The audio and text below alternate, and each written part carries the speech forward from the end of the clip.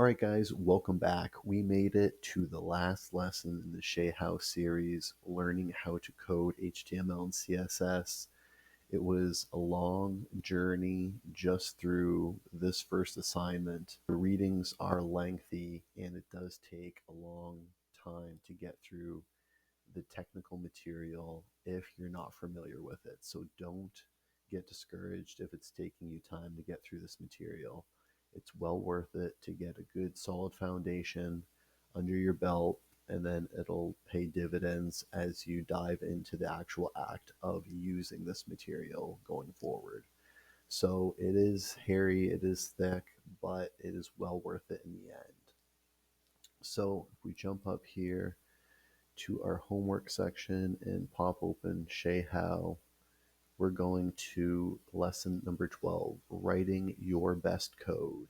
This lesson appears to take a little bit of a dive away from the technical aspects, and it looks to encompass an overall picture of the process of writing code itself and some trends that can be useful to make things easier for yourself as you go through the process of learning how to code. So in this lesson, in the HTML section, we've got HTML coding practices and additional resources. And in the CSS section, we've got CSS coding practices. So I'm assuming they're just giving some rules of thumb and some good guidance to get you kicked off in the right direction. But I'm going to dive into this lesson, take a review of everything, a scan, and then a deep dive, and then I'm going to come back and let you know what I found out. All right, guys, I am back, and I just finished lesson number 12 in the Shea House series, learning how to code HTML and CSS. The first thing they emphasize is that good code is clean and well organized. And these are the tips and tricks they provide in order to achieve that. The first step is writing standard compliant code. Nest your elements, close your elements, use IDs and classes appropriately. The second step is to make use of your semantic elements. So in HTML, they have about 100 elements that you can choose from. And making sure you choose the right elements not only makes things easier to read afterwards and follow, but it also helps the code load more efficiently into the system as well. They talk about using the proper document structure within HTML. You've got your exclamation mark doc type, you've got your head, your body, and using these in the correct order and making sure everything is in its place will allow the code to run effectively when it's being loaded into the system. They also review the proper syntax for writing code. So using lowercase letters, indentation where appropriate, using double quotes when quoting something in a string, and omitting Boolean attributes. So just a few things to keep things tidy and clean. Like the overall objective is to keep things lean and well organized. Then they talk about using practical IDs and class values. So they talk about using these orientated towards the content itself rather than the style. Because if you ever want to change your style in the future, say it's a red and you want to change it to a blue, then you're going to have to change all of these classes and IDs in the CSS and the HTML. Whereas if it's just the content itself and you want to change the style of the content, you can take it from red, green, blue, and it's always pointing to the same content. They also talk about using the alt attribute for images. So for people relying on screen readers, they use this alt attribute in order to understand what's being presented on the screen. So the more detailed and nuanced the description of the image, then the better it's going to be for the people relying on screen readers. And also, it just gives you a better idea of what the actual image is whenever you're just reading the code as well. They also talk about separating content from style. So never use inline styles when creating your HTML, because this is going to create a lot of headaches moving forward. The best way to do it is to create a separate CSS file altogether containing all of your styles, and then having a separate HTML file containing all of your content and its structure. They talk about not relying on divs too much. If you have a case of the div-itis, as they call it, you're going to put divs all over the place, and it can really bog things down in terms of the content load time and also just understanding what div separates what from what. They also bring up the process of refactoring your code. So this is basically editing your code to make it more efficient. What you want to do is write out your code as basically a first draft, and then as you go through it from a more bird's eye view, you might be able to see ways you can organize code in a more efficient manner. The goal of refactoring your code is to minimize it and make it more manageable. They also mention to remove old code as you're editing and make sure you keep it nice and clean in that sense. Then they move on to CSS, and they mention it's the same overall objective as an HTML in keeping your code lean and well organized. They say with CSS, the files can get very large, so the best thing to do is organizing it with clean comments. So each section should have a nice, well-informed comment that tells you exactly what it's styling, and you should be able to understand exactly where on the page this is being applied. And due to the size of the overall CSS file as well, they mention it's a good idea to create a table of contents at the start of the file so you can have a nice overview of what the file contains and exactly where you should find it at. They also mention with CSS, it's important to organize your CSS properly in order to be able to read it effectively. It's important to space every selector and declaration on a new line. Within each selector, we'll want to indent our declaration. The opening of the curly brackets should have a space before them.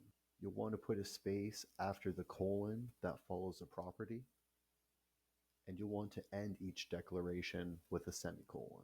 When you have all this code piled into a single line, it becomes very hard to scan and read. That's why spacing these things out appropriately allows you to read it more effectively. It's not about getting the code to the computer more efficiently, it's about going back into the code after it's written and being able to modify it, refactor it, make changes, understand it, be able to manipulate it any which way. So being able to read it more effectively and scan it more effectively will help do that. So class names should be pertaining to the content and not the style itself. Class names should be all lowercase and use hyphens as a delineator.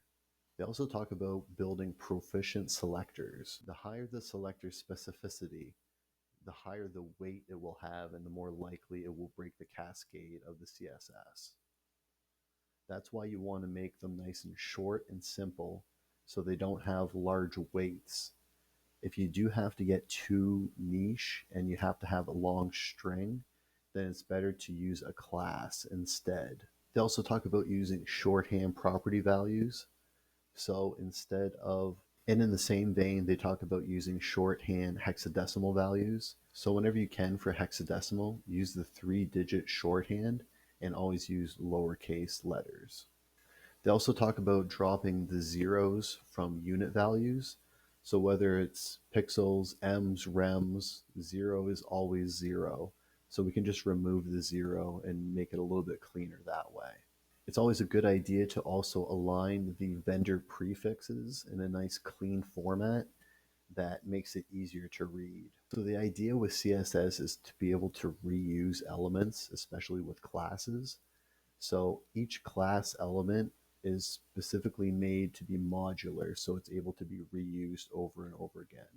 So making your classes modular and able to be used in many different places is how you want to go into thinking about writing the code for these classes in your CSS. They give the example of a news section that has a border, background color, and other styles. So they think using a news element in terms of the class would be a good idea. But if you use the same styling in other elements within the page that don't contain news, then it can get confusing. So they recommend to use something like feat box, short for feature box, instead of news element. That way, anytime you have a feature box within the website, you can apply it and you can also know exactly what's being applied based on the description. Shay also gives us a lot of good details on references and resources at the bottom of this lesson. So they have HTML and CSS resources, they have design inspiration resources, they have framework and style guide resources, they have icon resources, and they have miscellaneous resources. So, wrapping things up, this was a really good lesson. It has a lot of good, solid information, especially leading into this boot camp and getting a good foundation for how to write not only HTML and CSS, but they make the point that these fundamentals of writing good code will apply over many different languages. So it's good habits to get into and good perspective to have as you get into writing other codes as well. So going back to the overall arching theme of this is to keep your code lean and well organized. That's the name of the game when it comes to creating good code. Having your code be modular and flexible is also important, especially when using CSS, because that's the name of the game, is to apply one thing in many places in CSS, and that's how you'll become effective. And they also mention having your code look like one person wrote it, even if many people have contributed to it. So at the end of the day, it comes down to being user friendly, not only when using the web page for web apps, web development, but for people who are using the code on the back end, trying to edit it, understand it, and work with it. And ultimately, that's going to be yourself if you're writing code by yourself. So you're doing yourself favors by writing it in a clean and well organized format, because when you go back 6 months later and forgot exactly what you put in and why, you'll have elements that direct you and guide you and allow you to scan through it, figure it out in a timely fashion rather than trying to weave through the jungle that you've created. So this wraps up the last lesson in the Shay House series, learning how to code HTML and CSS. It was a long process getting through it, but I think it was well worth it in the end. The information is extremely valuable and I think gives you a great foundation to jump off into writing your own HTML and CSS. It is technically very thick, especially if you're unfamiliar with the material. So taking your time and getting through it is important, but at the same time, don't get bogged down in the details. You're going to come back to these things again and again and again. And as Ali Abdal points out in his videos, it's spaced repetition that matters, not cramming all in one day. Things aren't going to stick in your long-term memory that way. It's going back to it time in and time again. But going through this material as your foundation gives you a good scope of what's all included in both these languages and allows you to jump off in a more effective manner. So that was the 12 lessons by Shay Howe, and now we are on to the next assignment.